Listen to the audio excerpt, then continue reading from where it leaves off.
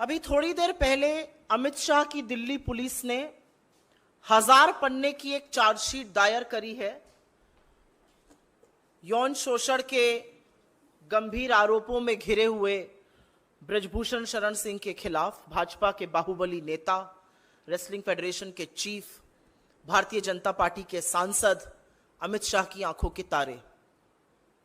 इस 1000 पन्ने की चार्जशीट में करीब 500 पन्ने में दिल्ली पुलिस ने बेशर्मी की हर हद पार करते हुए यह साबित किया है कि कैसे यह पॉक्सो का मामला नहीं है और पॉक्सो के मामले में अपनी एफआईआर का कैंसिलेशन कराया है और क्लीन चिट दी है ब्रजभूषण शरण सिंह को।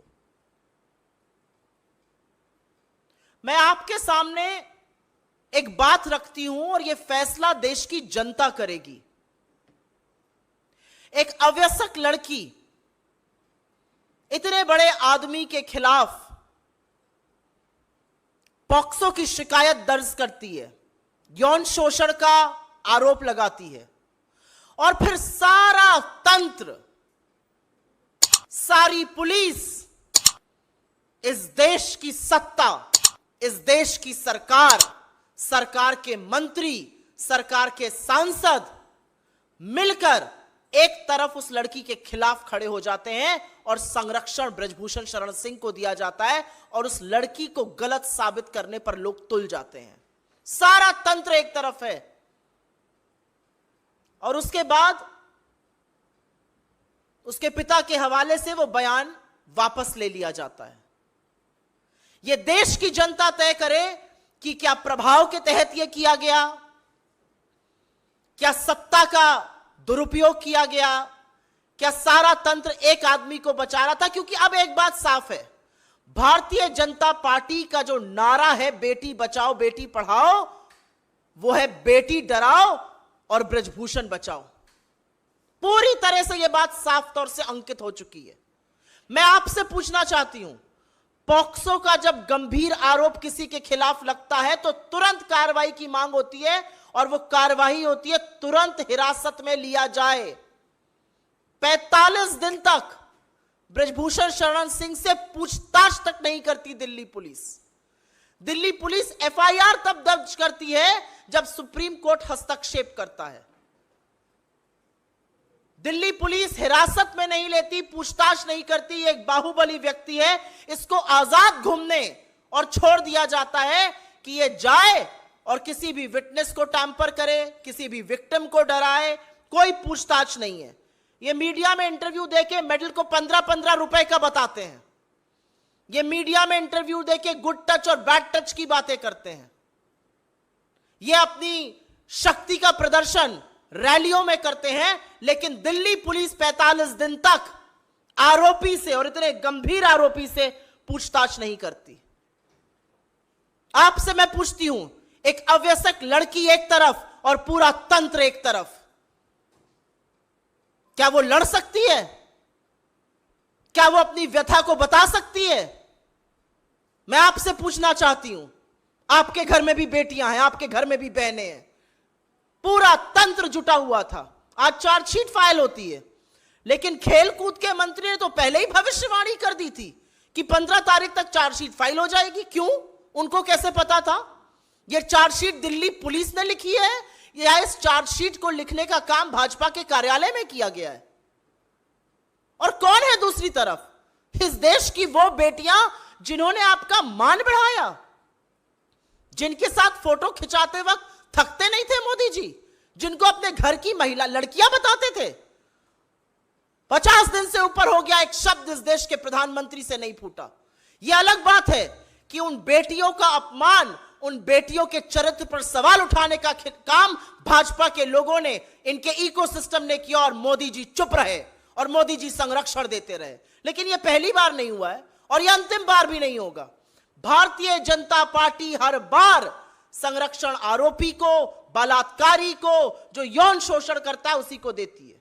याद है ना कुलदीप सिंह सेंगर, याद है चिन्मयानंद, याद है लखीमपुर का चीरहरण, याद है आपको अंकिता उत्तराखंड की, याद है आपको हाथरस की गुड़िया। हर बार संरक्षण आरोपी को दिया जाता है, हर बार संरक्षण दरिंदे को दिया जाता है। हर बार बेटियों के खिलाफ खड़े होने का काम भारतीय जनता पार्टी, मोदी सरकार और खुद इस देश के प्रधानमंत्री नरेंद्र मोदी करते हैं। यह एक स्क्रिप्ट है, ये चिर परिचित अंदाज में हर बार संरक्षण आरोपी का होगा, बचाया आरोपी को जाएगा, झोंका भट्टी में देश की बेटियों को जाएगा। हम आशा करते हैं और हमें विश्वास है कि इस देश की न्यायपालिका, इस देश के कोर्ट इसका संज्ञान लेंगे। कैसे 164 का मजिस्ट्रेट के सामने हुआ बयान बदला गया, वो बदला उस दौर में गया जब आरोपी उन्मुक्त रूप से बाहर घूम रहा था। उसने क्या प्रभाव किसी पर डाला हमें नहीं पता है, लेकिन यह वही दिल्ली पुलिस है जिसने बिना वक्त गवाए, जिसने बिना वक्त जाया किए क्लीन चिट दे दी इस पूरे मामले में। तो फैसला अब इस देश को करना है, फैसला न्यायपालिका को करना है, और हम आशा करते हैं, हमें विश्वास है कि कानून में, इस देश के न्यायालयों में अभी न्याय जिंदा है और इन बेटियों को, और खासतौर से उस अवैसक बेटी को जरूर न्याय मिलेगा। लेकिन सरकार से हर तरह की उम्मीद इस देश की बेटियां छोड़ दें, क्योंकि अगर सरकार के किसी नुमाइंदे के खिलाफ आप खड़े हैं तो आपके खिलाफ पूरी सरकार, पूरा तंत्र, निरंकुश पुलिस, इस देश की एजेंसियां, इस देश के सांसद, इस देश के मंत्री और इस देश का प्रधानमंत्री खड़ा मिलेगा आपको। अगर आपके इस पर कुछ सवाल हो तो हम जरूर उसको लेना चाहेंगे। I will actually briefly make a statement in English on this. Just a little while back, the Delhi police has filed a 1,000 pages charge sheet against Brijbhushan Sharan Singh. Over 500 pages of that charge sheet are dedicated to how a clean chit has been given to him, and the whole case under POCSO has been withdrawn. The law of POCSO says that the moment a case is filed, the perpetrator, the supposed perpetrator of that crime, has to be arrested, because he should not tamper witnesses, he should not intimidate victims. Nothing of that sort happened with the BJP MP. Nothing of that sort. He was at large, absolutely free for 45 long days. He could have done anything. He was giving television interviews, calling the medalists 15 available for 15 rupees. He was talking about good touch, bad touch. He was talking about how he's going to teach a lesson to people. Not a word from the Prime Minister or the Home Minister of this country.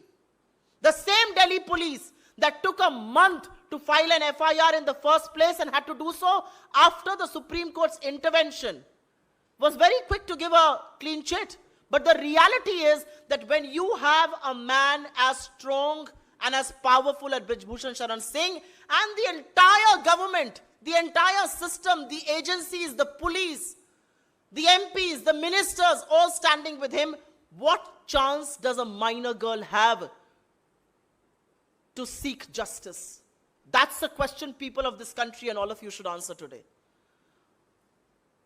I also think it's a pattern, it's a script. Whenever there is a crime against women, whenever, the BJP will always be found standing with the perpetrator of the crime and never with the girl.